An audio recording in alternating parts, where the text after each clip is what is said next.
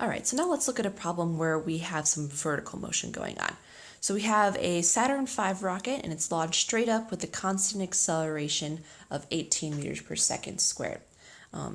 After 150 seconds, how fast is the rocket moving and how far has it traveled?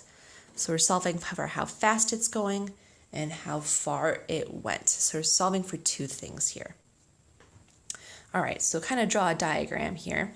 So we've got a rocket and it's on the ground and it's going to travel upwards some amount to some position up here after we've elapsed 150 seconds, right? So down here, this is where my time is equal to 0.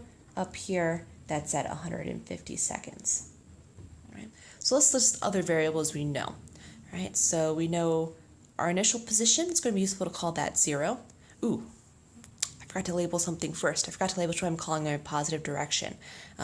So since we're accelerating upwards here, I'm going to call upwards my positive x direction. You can call it a positive y direction if you'd like. We're only dealing with one dimension here, so I'm just going to call it x. All right, so our initial position is 0. Our final position is unknown, and that's something we're going to solve for. So let's see, let's think about velocities. Our initial velocity, well, let's see, we were launched straight up, so we're going to assume that means the rocket starts at rest. So our final velocity is unknown, and hey, that's something else we're solving for. And finally, our other variable we use in the kinematic equations is acceleration. And so it's going to have a constant acceleration throughout of 18 meters per second squared. All right, so we drew our diagram and we list what we know and what we don't know, what we're solving for. Right? So in thinking about our kinematic equations, all right, so we can either, it doesn't really matter which one we solve for first, doesn't really ask, but let's solve for how fast it's going first. All right, so my first instinct in solving for how fast, let's use the velocity equation. So our final velocity is initial velocity plus acceleration multiplied by time. Let's check to see if I have enough variables to solve this. This is what I'm solving for. I know this value, I know that value, and I know that value, so we're good. So I'm going to plug in my zeros. So my initial velocity, that's 0, nothing else is 0, so we're left with our final velocity is acceleration times time. I rearrange, don't need to, since we're solving for that speed. So now I'm just going to plug in my acceleration multiplied by time. Sorry, my voice is cracking. Again, it is early in the morning, and I'm trying to rush this through so I can have the summer assignment up for you guys before the weekend starts. There's no squared here. All right. So 18 times 150 gives us a speed of 2,700 meters per second. All right, so seconds times meters per second squares just leaves us with meters per second. Kind of seeing if this is reasonable. This is pretty fast, but we are accelerating pretty quickly and for a long amount of time. So it does seem reasonable.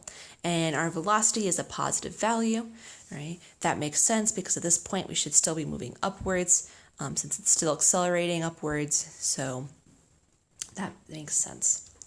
All right, so we found our speed, how fast the rocket is moving. So we do not need to indicate direction because how fast does not indicate velocity, indicates speed.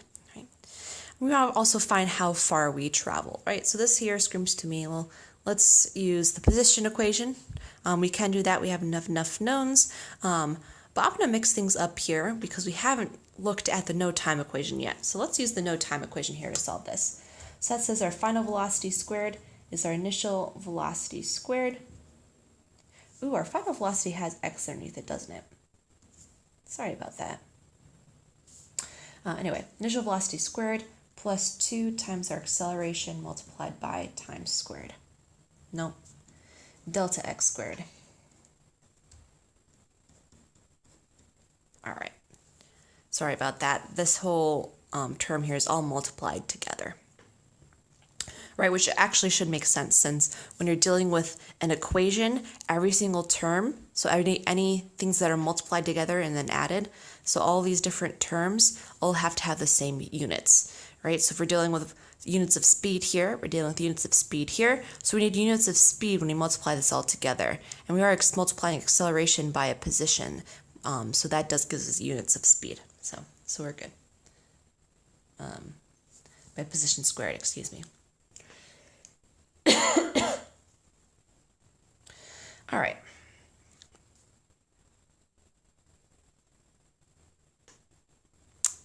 Sorry, I just had a brain fart. There's no square there. Okay. Moving on. So, final velocity. Okay, so let's plug in our zeros. All right, so we have here initial velocity being 0. And over here we said our initial position was 0. So we're left with our final velocity squared is equal to 2 times our acceleration multiplied by our final position. Since that final position is what we're solving for, so now I'm going to rearrange and solve for that. So we have our final velocity squared divided by 2 times our acceleration gives us that position. All right, so now we can plug in the values and solve. Our final velocity is what we found before. So that's the 2,700 meters per second. Square it, divided by 2 times our acceleration, 18 meters per second squared. Plug that in and solve. And when I did that earlier, let's hope I plugged in numbers correctly. I got 202,500 meters. So 202,500 meters.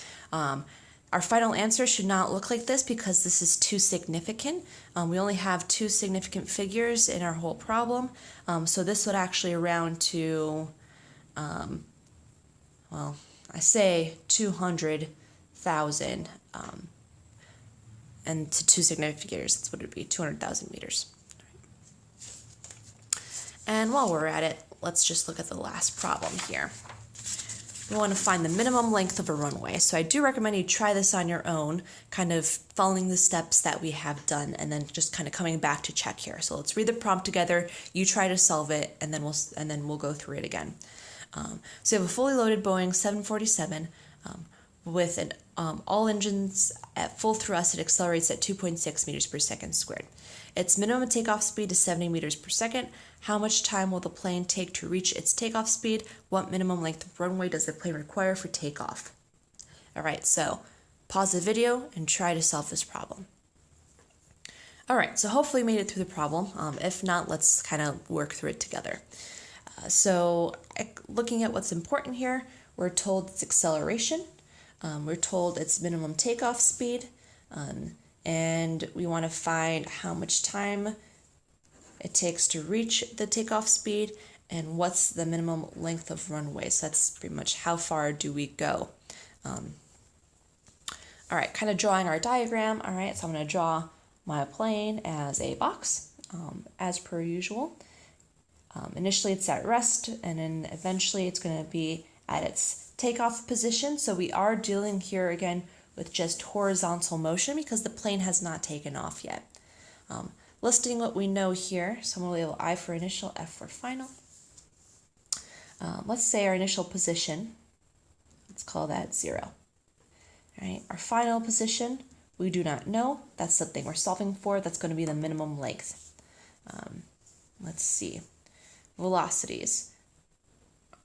Our airplane starts at rest, and its minimum takeoff speed is 70 meters per second. So we know that if it does come off the ground, it'd be moving at 70 meters per second. So that's our final velocity. All right. Looking for time. We don't know time. That's something we're solving for. And finally, the other variable we deal with is acceleration. We are given that value being 2.6 meters per second squared. Since I'm calling final velocity being positive and acceleration being positive, I'm doing that because I'm implicitly calling to our right being our positive x direction. All right, so I should have labeled that to begin with, and I apologize for not doing that. All right, so which one do you want to solve for first? Let's solve for, let's say, time. All right, so we have 2 equations that involve time. That's the velocity equation and the position equation. If I tried using the position equation, well, we don't know our final position, right? So we'll have two unknowns there. So let's start with our velocity equation. So our final velocity is our initial velocity plus our acceleration multiplied by time. Let's plug in zeros, right? Our initial velocity is 0 because we start from rest, and everything else is not 0. So we have our final velocity is our acceleration multiplied by time. We're solving for time, so let's rearrange. So it's going to be our final velocity divided by our acceleration. So let's plug in our numbers. Our final velocity, 70 meters per second. Our acceleration, 2.6 meters per second squared. All right, so meters per second divided by meters per second squared leaves us just with seconds. So I did my algebra correctly in theory, since our units do make sense. And doing this calculation, we get a time of 2.7 seconds, assuming I plugged things in the calculator correctly. So it takes us 2.7 seconds to get to our final position. Right? And now to solve for our final position, we can either use the position equation or the no time equation. It might be advantageous to actually use the no time equation just in case you made a mistake when solving for your time, right? That way you're not using an erroneous data point, or not data point, but erroneous information to solve for it. But I'm going to use the position equation because we're solving position, and this means I can rearrange less things and move on with my life a little bit faster. So that initial position is, final position is our initial position plus initial velocity times time plus 1/2 our acceleration multiplied by time squared. Plugging in our zeros, our initial position is 0, our initial velocity is 0. So our final position is going to be 1/2 acceleration multiplied by time squared, right? So we have 1/2, don't forget the 1/2, extremely important. Otherwise our answer is going to be off by a factor of 2. Acceleration is a positive 2.6 meters per second squared. And the time it takes is 2.7 seconds, and we square that quantity. And after we do that, we get a value of, hopefully I plugged in my numbers correctly. That does not seem right though. I got 9.5 meters. Let's see, 2.5, well, that might be right.